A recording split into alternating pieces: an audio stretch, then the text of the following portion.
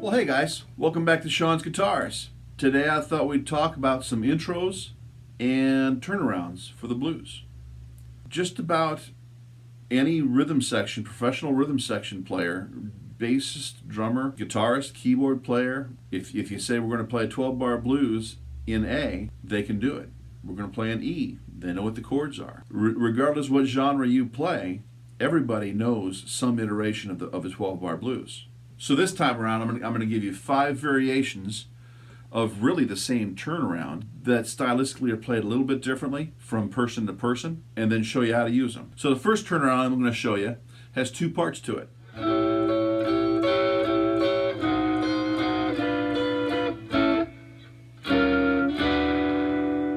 So if you memorize your 12 bars, you realize that you got a bar of A, quick change to D, 2 bars of A. 2 bars of D, 2 more bars of A, you got E7, then you got D7. We're going to hit beat 1 on the A, hit an A7 chord. The next chord that comes is a diminished chord, because the A stays in place. We drop the whole 3-note voicing above A down a half step. And then we drop it all down one more time to what I'm going to call a D minor 6th chord over A. We know a D minor 6th chord because lots of times we'll hear ballads or pop songs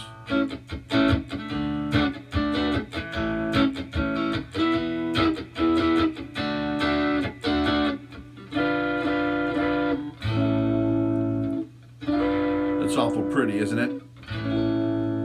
Well, this is a little bit different because we're going from this chord with an A in the bottom to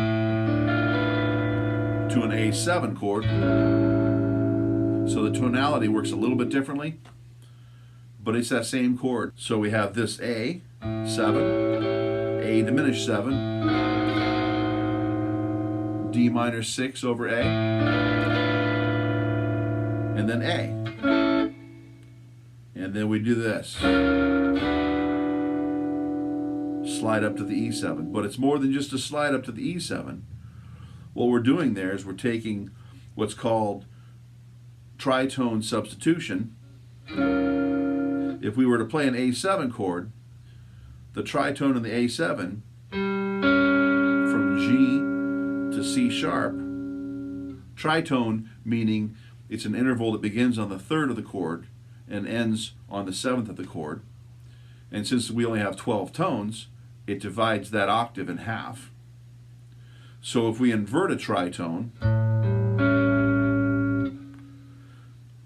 we still get a tritone.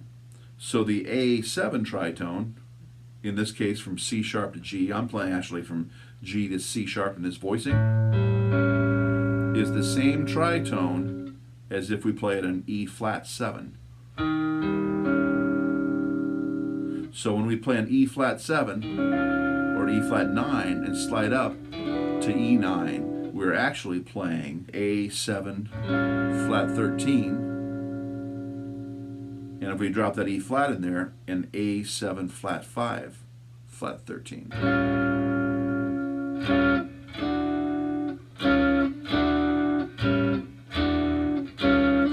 Subtle substitution there, but the tritone is so strong that it's not just that we're sliding that chord in because it sounds cool.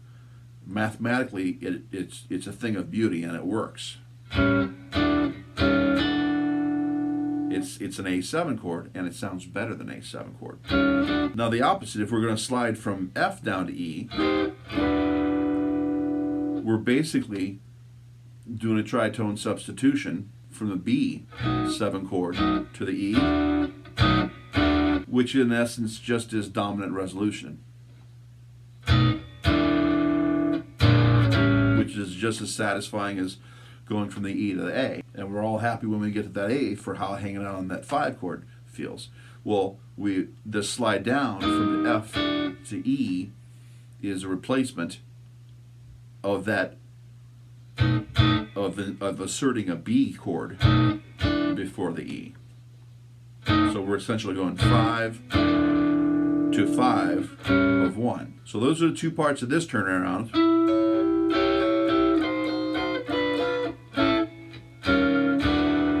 The next turnaround we're going to talk about is a variation on that turnaround. Sounds very similar, more selective, fewer notes.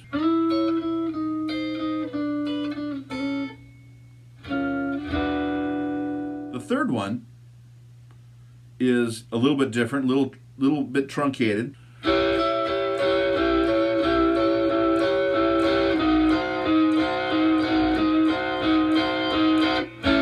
And that was essentially the introduction to Red House Blues, right? And that launches right in.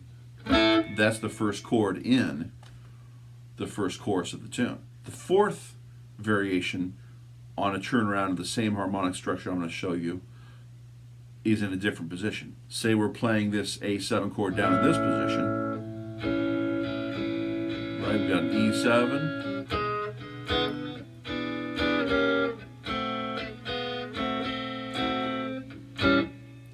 Now we can take this A7 shape that we're already playing, and it will represent the same chords that we were playing up at these higher frets.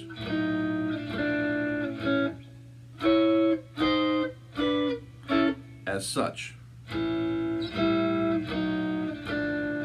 So basically we're muting our third string. We can play the third string in this chord, or we can play our A7 chord like that. But here we're playing a G on the fourth string. We don't want to play the G on the third string also, so just mute that string. Lower each by a half step. Lower each by another half step. And then the next step down is our A7.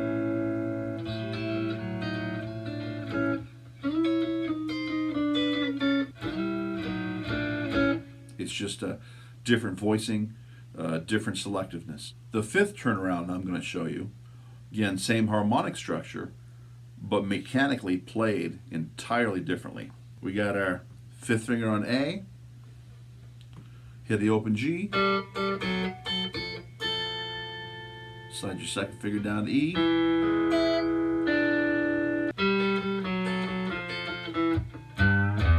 so there you go, guys. 5 blues turnarounds you can start using right away. Work them out in different keys. The last two in the open positions you may have to work a little harder on to compensate for the open strings and try to figure out how to revoice those chords. But work them all in all the different keys you might play blues in. I should say too, you know, for all my nerding out on music theory, for the first several generations that the blues was a thing, the progenitors of the blues didn't have all these labels worked out precisely for the language of music. The blues was simply an oral tradition. They heard it and they taught it to each other by hearing it. And you learned it by hearing it and doing it. Those informed in Western music theory weren't playing the blues. So if this helped bridge the gap between the two for you, please hit like, comment down below, please subscribe, as well as you can get over to dailymotion.com and subscribe to me there if you got the notion. That was bad. And please follow me on Instagram. I'm hoping in the next few videos to get a couple projects on guitars in my garage, if only the weather warms up long enough. And I'm also anticipating having some friends join me in some videos shortly. So till next time, God bless and be good to each other.